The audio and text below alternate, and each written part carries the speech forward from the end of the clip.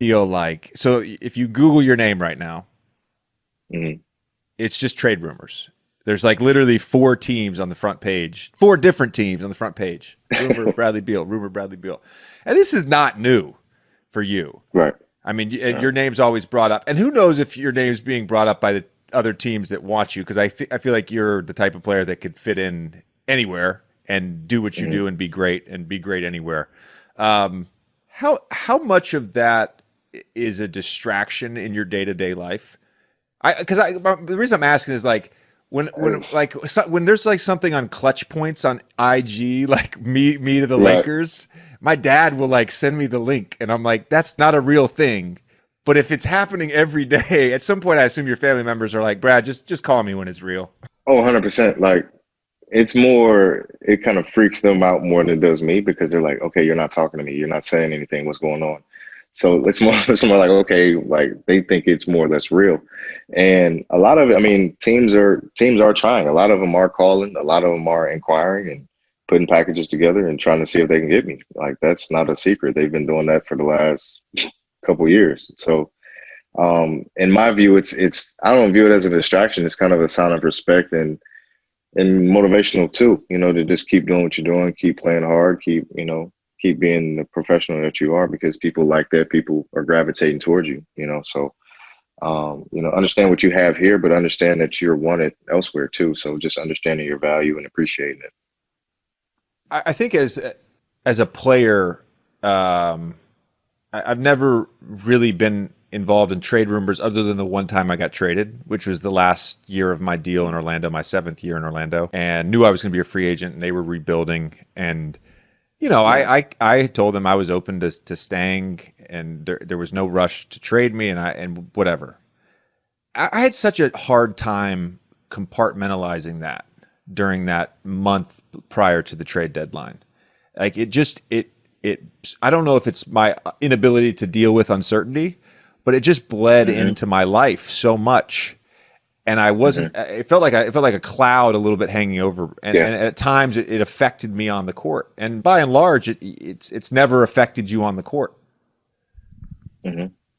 Yeah. I mean, I try not to because I know this is where I am, and I feel like I have a good relationship with our organization and front office, and I feel like if they were to do anything, I feel like it would be communicated, or if I want out, it would be communicated. So we have that type of relationship, and we trust that. And so when I'm playing and see those things, like I don't let it bother me. Like I feel like early in my career, it probably would have, but I think now just it's a place of just understanding your value, understanding your wanted, and especially by teams who want to win, teams who want to win championships. So it's just understanding your value, and don't think I don't like. I definitely notice it, and I take it, to heart for sure. I don't just ignore those things.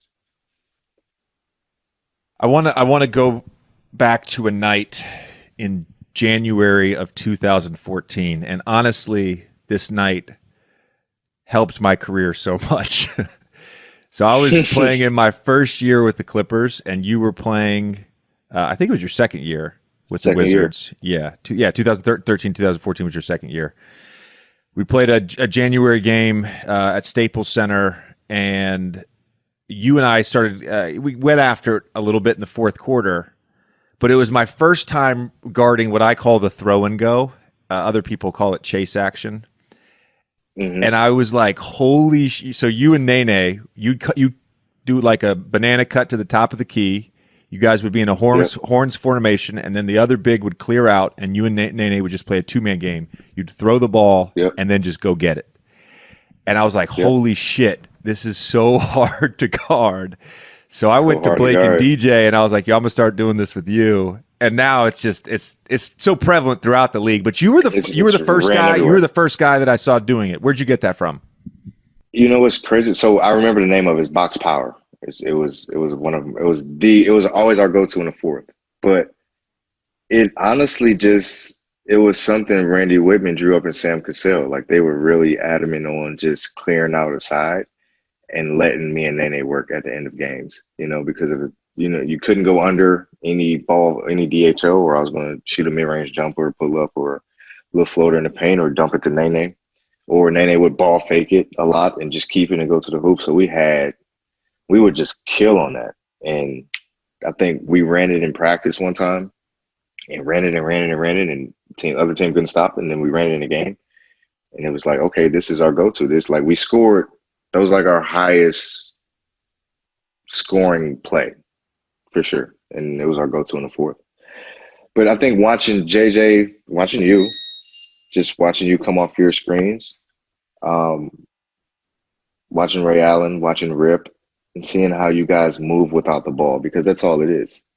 It's moving without the ball. And I was I struggled with that at first because I would get stagnant, just run to the corner, run the play. But moving without the ball, truly, like, especially if you're a shooter, there's nothing you can do, especially if you're behind. Like, we know that once you do the throw and go, it's over with. Like, you got to try to topside him, force him this way. Like, don't let him get to his left shoulder, or you might as well run back the other way. So it's just learning, what works for you, watching other guys and kind of stealing it and putting your own flavor on it. What makes it so hard to guard is the tendency in basketball is if your guy has the ball and he gives it up at the 3-point line. Relax. You relax. Or what do? You turn and look where he passed it. And the second you relax or turn, it's just gone. Go chase it. And now I was saying I was watching this Kyrie video. Kyrie's got one of the best handles in the league. Kyrie does it. Kyrie and Al used to do it in Boston all the time. Kyrie does it, did it last year in Brooklyn where he throws it to the big and he goes and gets it. And it's not like he needs the same, actions that I need to get my shot off, but it's because if you're willing to sort of move in that way, it's damn near impossible to guard. Tommy has no idea what we're talking about. I'm just nodding. Brad, besides the stagnation, when you were coming into the league, what were some of the things in terms of the transition from Florida to DC that you sort of had to learn? Because you came in hot. I mean, you came in with a bang. You didn't really have, from the outside looking in, very much of a transition, but every player has their own sort of internal kind of struggle. So, like, what kind of stuff did you go through? For me, it was getting my body used to the amount of games, the travel, the time, the physicality, because I was hurt in my first 4 years with stress reactions in my legs. And I feel like that's just my body maturing, just getting older, being used to being in the grown man league, the pounding.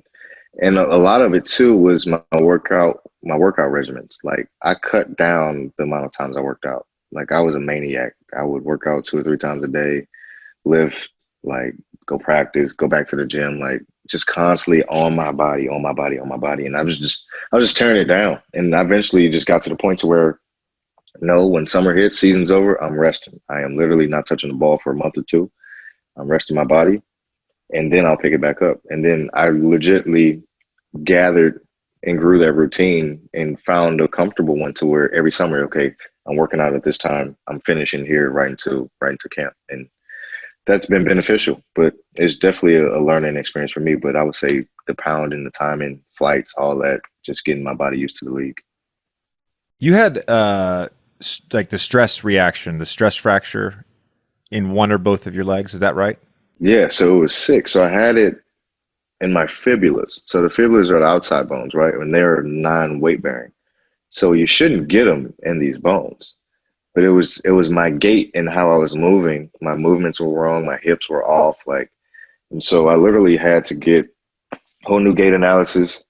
I actually went down to Duke in their research lab and got my whole body checked out. Actually got dry needled for the first time, and I'm a firm believer in it now in my like recovery and things like that.